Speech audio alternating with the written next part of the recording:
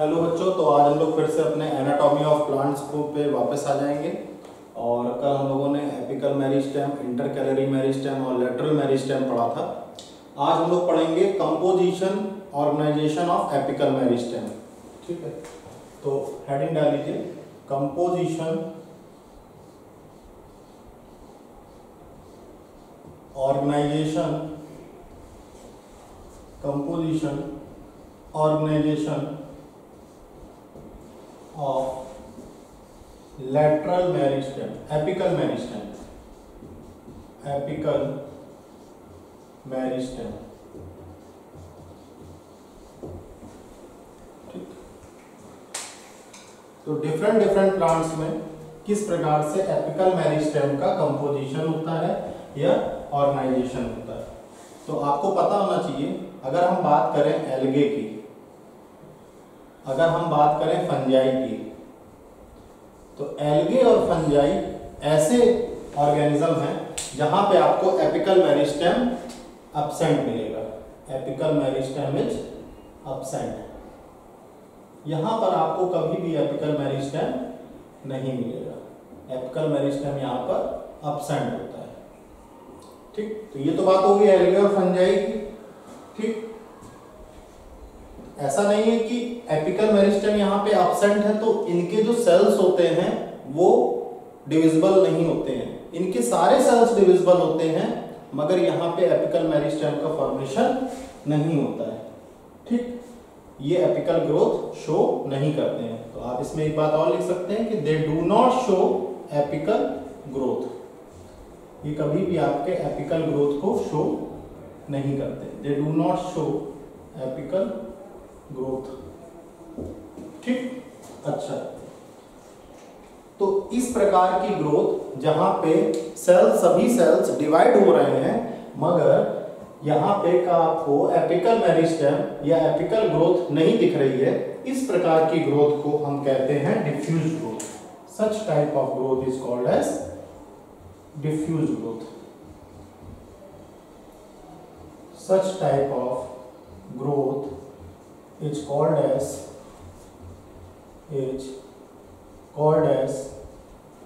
diffuse growth, is called as diffused growth। इस प्रकार की ग्रोथ को हम कहते हैं डिफ्यूज ग्रोथ। ठीक,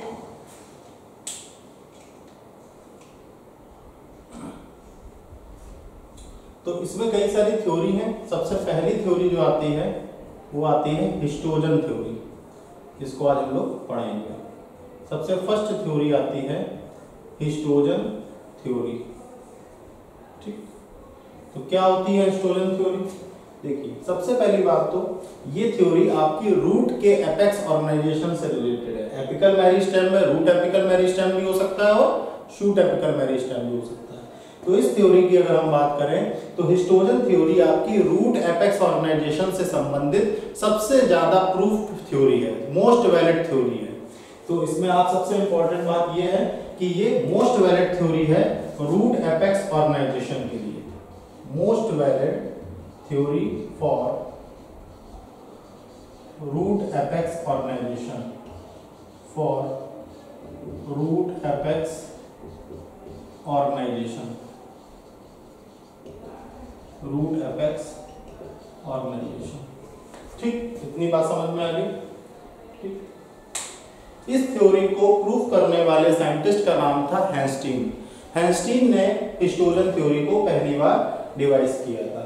तो ये बात है 1870 की, जब हैंस्टीन नाम के साइंटिस्ट ने हिस्टोजन थ्योरी को डिवाइस किया। हैंस्टीन propounded the histogen theory. Histogen theory को propound करने वाले साइंटिस्ट का नाम था हैंस्टीन। अब हम ये जानेंगे कि इस थ्योरी में हैंस्टीन ने क्या कहा।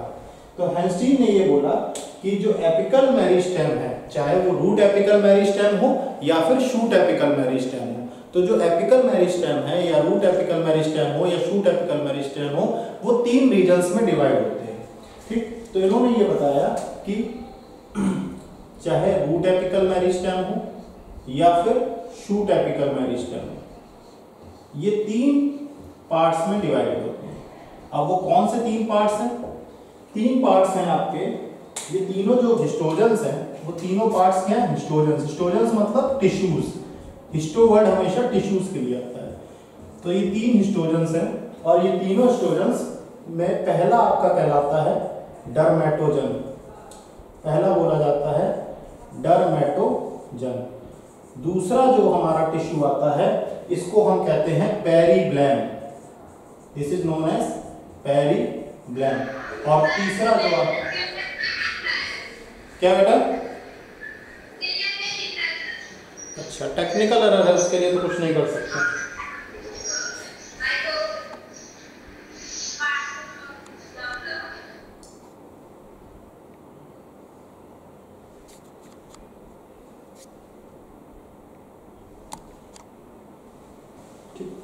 डर्मेटोजन, पेरिब्लैम और तीसरा है आपका प्लूरोम। तो ये 3 आपके टिश्यूज होते हैं जो रूट एपिकल मेरिस्टेम और शूट एपिकल मेरिस्टेम को बनाते हैं। तो मैंने आपको बताया कि एल्गे और फंजाई में एपिकल मेरिस्टेम एब्सेंट होता है, यहाँ पे किसी प्रकार की एपिकल ग्रोथ शो नहीं होती है और इस प्रकार की ग्रोथ को हम कहते हैं डिफ्यूज ग्रोथ। फिर बात हमने करी कि इससे रिलेटेड कई सारी थ्योरी हैं, जिसमें पहली थ्योरी आती है हिस्टोजन थ्योरी।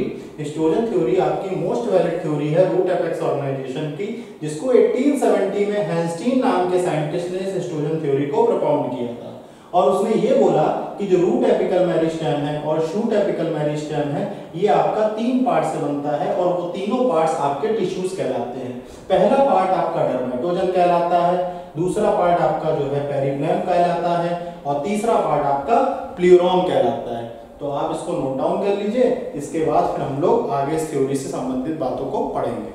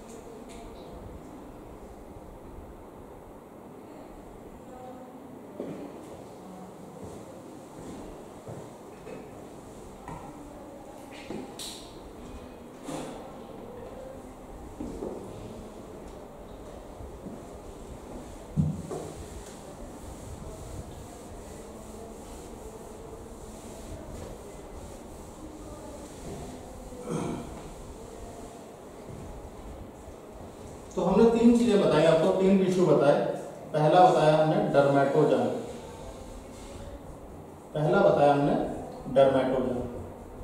ठीक।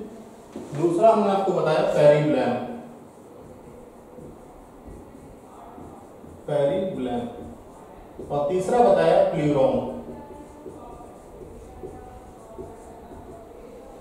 क्या होता है तीनों के बारे में देख लेते। देखिए, डर्मेटोजन के बारे में ये कहा जाता है कि ये आउटर मोस्ट हिस्टोजन है, ये आपका आउटर मोस्ट हिस्टोजन है, यानी सबसे बाहरी परत है, ठीक है।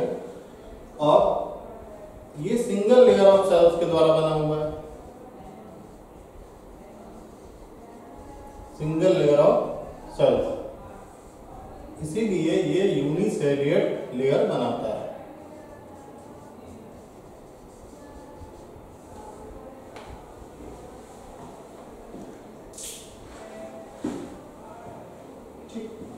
तो जो ये यूनिसेल्युलर लेयर बनाता है डर्मेटोजन के द्वारा, आप याद रखिएगा हमेशा कि इसके द्वारा एपिडर्मिस का निर्माण किया जाता है। जो एपिडर्मल लेयर होती है वो डर्मेटोजन ही कॉन्स्टिट्यूट करता है। उसके बाद अब आती है पेरिब्लैम की। तो पेरिब्लैम जो है ये जस्ट डर्मेटोजन के बिलो सिचुएटेड होता है, situated just below the dermatogen,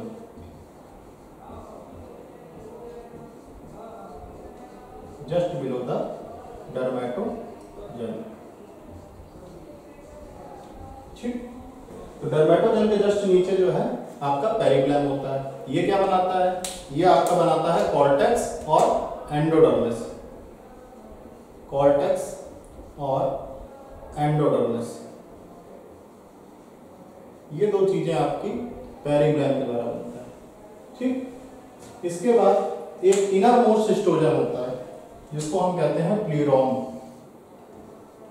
ये आपका इनर मोस्ट हिस्टोजन होता है, ठीक। इसको हम प्लूरोम के नाम से जानते हैं, ठीक। तो जो स्टील फॉर्मेशन होता है, स्टील फॉर्मेशन हमेशा प्लूरोम के द्वारा होता है। Stele formation takes place due to this.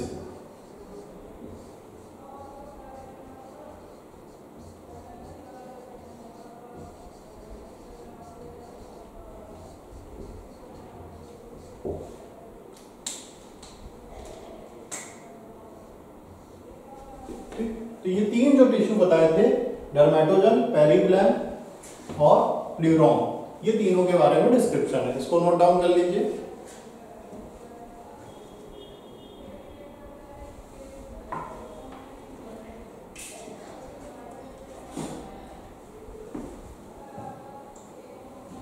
इसमें एक चीज आपको और नोट करनी है कि प्लूरोम के द्वारा क्या क्या बनता है। तो प्लूरोम के द्वारा पित्त बनता है, प्लूरोम के द्वारा मेडुलरी रेस बनता है, प्लूरोम के द्वारा वेस्कुलर बंडल्स बनते हैं,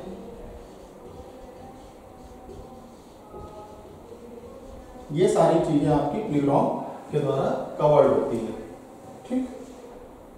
और इसके अलावा एक चीज और बनती है प्लूरोम के द्वारा जिसको हम कहते हैं पेरिसाइकिल। इन सब के स्ट्रक्चर अभी आपको आगे डायग्राम में देखने को मिलेंगे।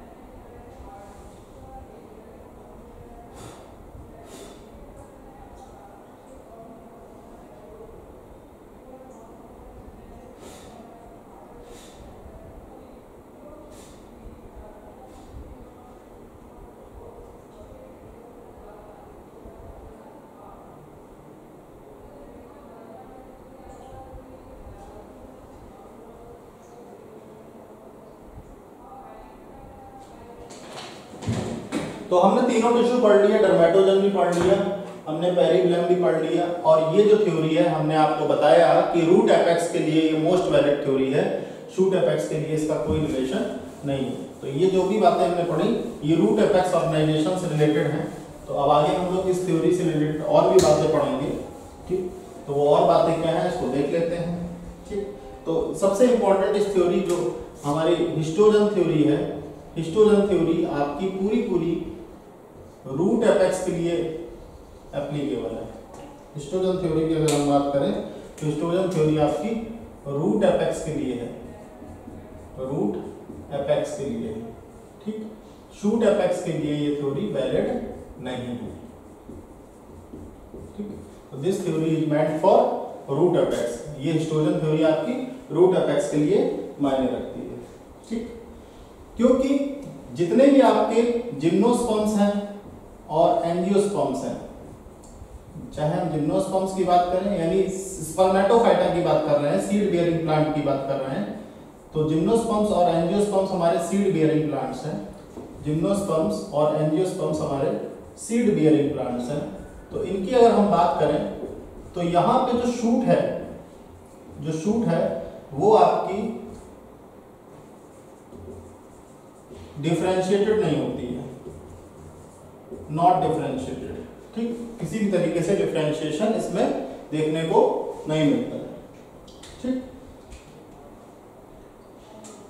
तो क्या सिर्फ 3 टिश्यू होते हैं या इसके अलावा भी कोई टिश्यू होता है? तो इन 3 टिश्यू के अलावा एक 4th टिश्यू और होता है जिसको हम कोलेप्ट्रोजन कहते हैं। 4th टिश्यू और भी हमको देखने को मिलता है, इसका नाम है कैलेप्ट्रोजन। कैलेप्ट्रोजन ये आपका 4th टिश्यू है। अब बात आती है कि ये 4th टिश्यू जो कैलेप्ट्रोजन है, ये 4th हिस्टोजन जो है ये आपको कहाँ मिलता है? तो जो ये 4th हिस्टोजन है, 4th टिश्यू है, या फिर इसको आप 4th हिस्टोजन भी कह सकते हैं। जो ये 4th हिस्टोजन है ये आपको मिलता है मोनोकोटिलिडनस रूट एपेक्स में, क्योंकि शूट से तो उसका कोई रिलेशन नहीं है, तो ये कहाँ मिलेगा आपको? मोनोकोटिलिडनस रूट एपेक्स में देखने को मिलता है, ठीक। तो जो रूट कैप होती है हमारी, रूट कैप इस कैलेप्ट्रोजन के द्वारा प्रोड्यूस होती है। रूट कैप ये क्या बनाता है? रूट कैप बनाता है। रूट कैप जो है इस 4th टिश्यू के द्वारा पैदा होती है, इसको हम कैलेप्ट्रोजन के नाम से जानते हैं, ठीक।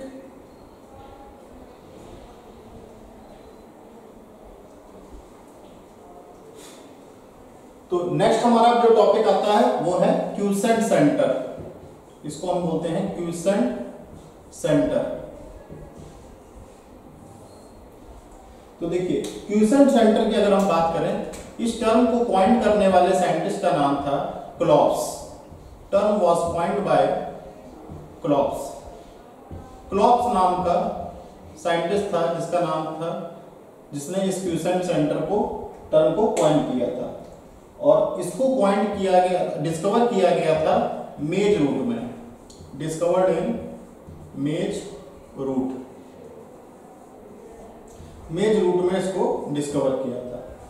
तो क्या है क्यूसेंट सेंटर? किसको हम क्यूसेंट सेंटर बोलेंगे? एक्चुअली में एक ग्रुप है इनएक्टिव सेल्स का, ये ग्रुप है इनएक्टिव सेल्स का, यानी उनकी एक्टिविटी डिमिनिश हो चुकी है, खत्म हो चुकी है, ठीक।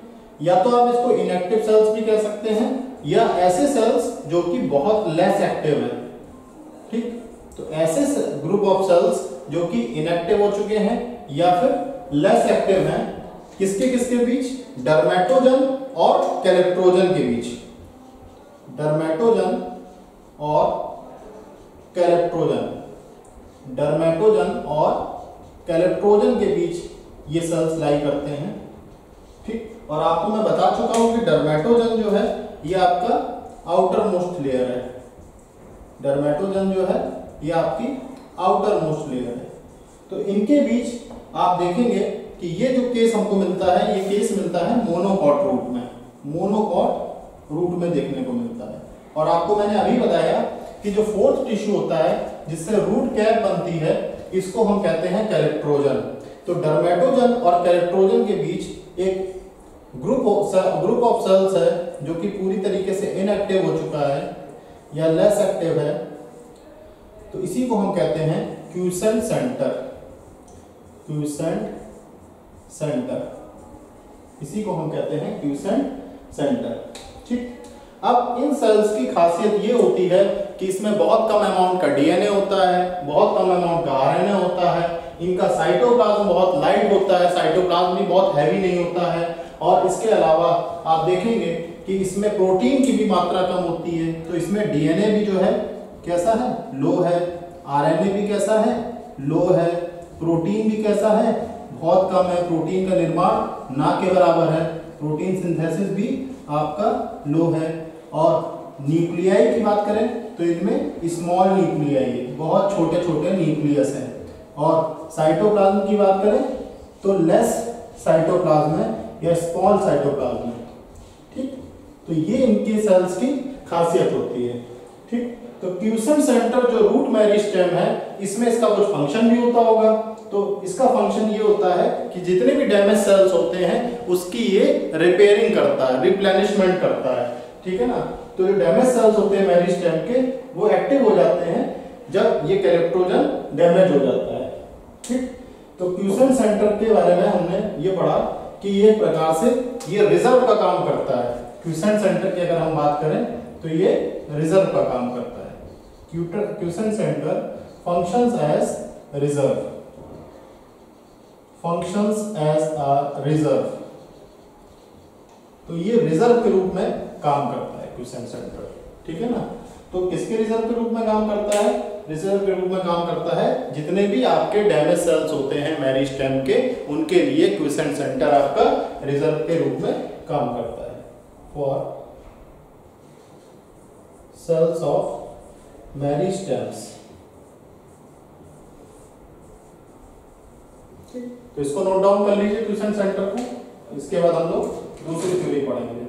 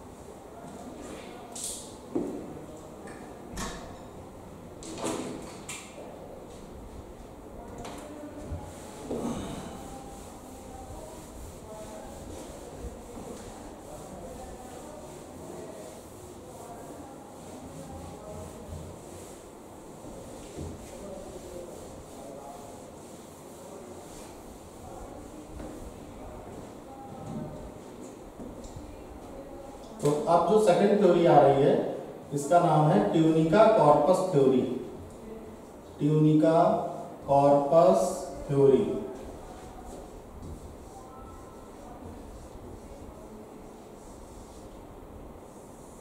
ठीक, तो हम लोग पढ़ने जा रहे हैं ट्यूनिका कॉर्पस थ्योरी। क्या होती है ट्यूनिका कॉर्पस थ्योरी? पहली बात तो इस थ्योरी को प्रपोज करने वाले साइंटिस्ट का नाम था स्मिथ। स्मिथ नाम के साइंटिस्ट ने 1924 में इस थ्योरी को बताया था। और अभी तक हम ये पढ़ते आ रहे थे, जो हैंस्टीन के द्वारा हिस्टोजन थ्योरी थी वो थ्योरी रूट एपेक्स के लिए थी। सिर्फ एक ये थ्योरी है जो शूट एपेक्स के लिए डिफाइन करती है। शूट एपेक्स के लिए ये थ्योरी किसके लिए? Most valid theory for shoot apex of angiosperms. Most valid theory for shoot apex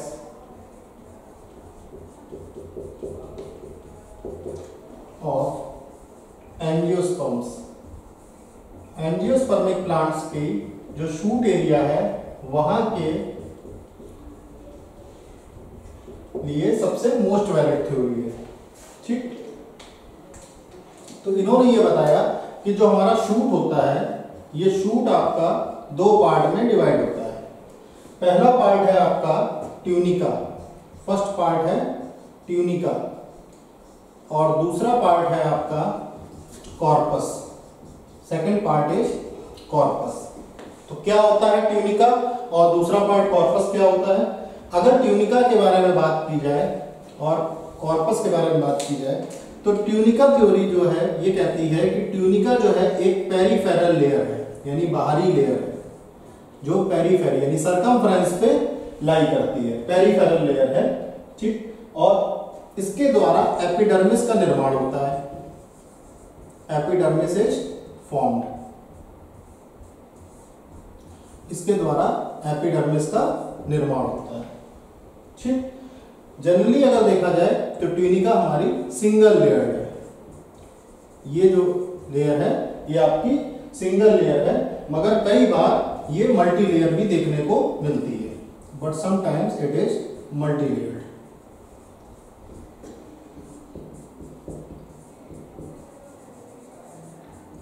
ये आपकी मल्टी लेयर्ड भी देखने को मिलती है।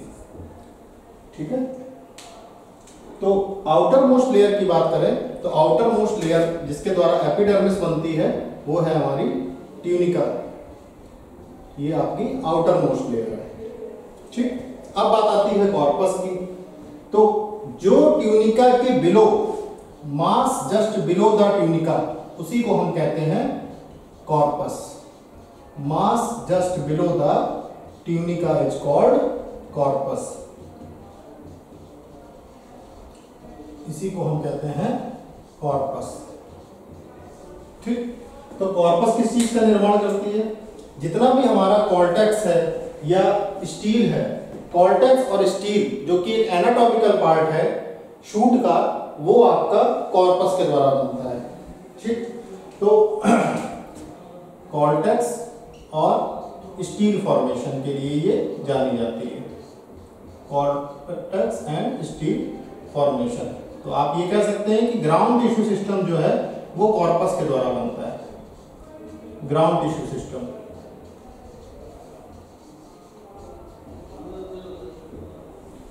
ठीक, अच्छा, अब बात इसमें एक इंपॉर्टेंट आती है कि जब ये टिश्यू सिस्टम बना रही तो जाहिर सी बात है यहाँ डिवीजन हो रहा है। तो जो ये डिवीजन होता है यहाँ पे ट्यूनिका में एंटी क्लीनर डिवीजन होता है। किस प्रकार का डिवीजन होता है? Anti cleaner. और कॉर्पस की बात की जाए तो यहाँ पे सभी डायरेक्शंस में डिवीजन होता है। तो यहाँ पे आप लिख सकते हैं कि anticlinal division takes place. यहाँ पे आपका एंटी क्लीनर डिवीजन देखने को मिलता है।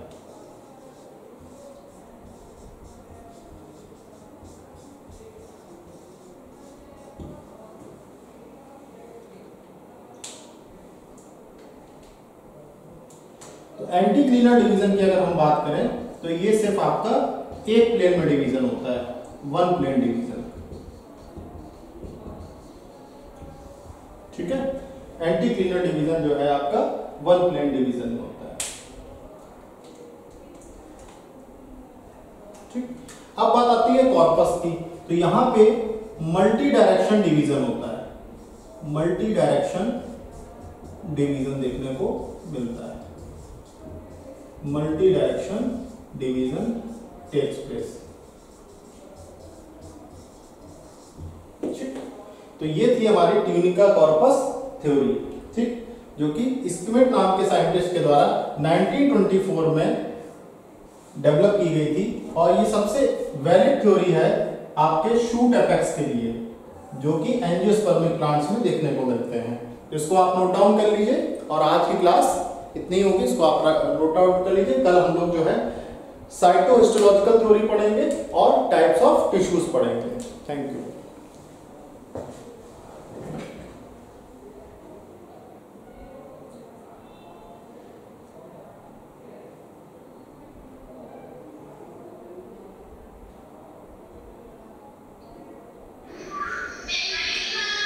वेलकम।